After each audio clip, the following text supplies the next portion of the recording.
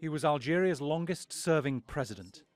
Abdelaziz Bouteflika also managed to hold the country together during the Arab Spring. There were protests in January 2011 over poverty and unemployment. The government responded by creating thousands of small business opportunities with generous incentives to young entrepreneurs, reducing food prices and ending a decades-old state of emergency.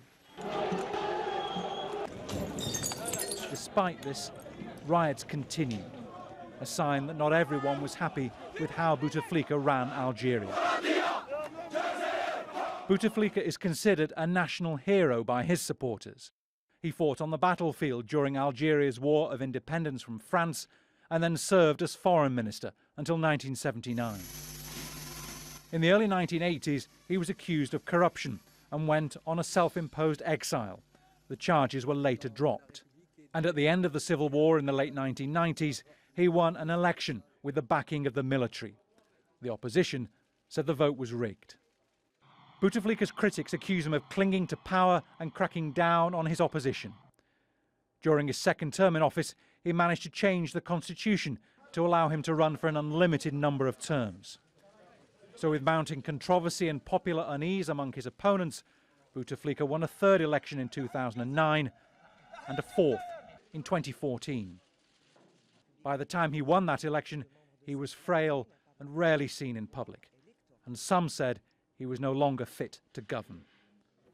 Western leaders considered him an important ally in the fight against armed groups in North Africa. Bouteflika had zero tolerance towards these groups, and the heavy-handedness linked to that approach sometimes cost civilian lives. In 2013, 30 foreign workers, including Western nationals, were killed when Bouteflika ordered the army to storm a gas plant in the Algerian desert. The aim was to rescue hundreds of hostages held by an armed group affiliated with Al-Qaeda. Critics believe Bouteflika could have saved lives had he negotiated a safe exit for the civilians. But Bouteflika's grip on power started to slip when he announced his bid to run for a fifth term. Hundreds of thousands of Algerians poured into the streets in the biggest demonstration seen since independence from France in 1962. For 5 weeks, the protesters demanded the president and his allies resign. Bouteflika first tried to placate the protesters by reversing his decision to stand again and postponing April's elections. The 82-year-old, who suffered a stroke in 2013, said he'd stay on until a new constitution is adopted. But it wasn't enough to stop the revolt, and the protests continued. Any decision-making capacity Bouteflika had left was taken from him by the Army High Command. The Chief of Staff called for the implementation of an article in the Constitution which allows for the President to be removed because of ill health.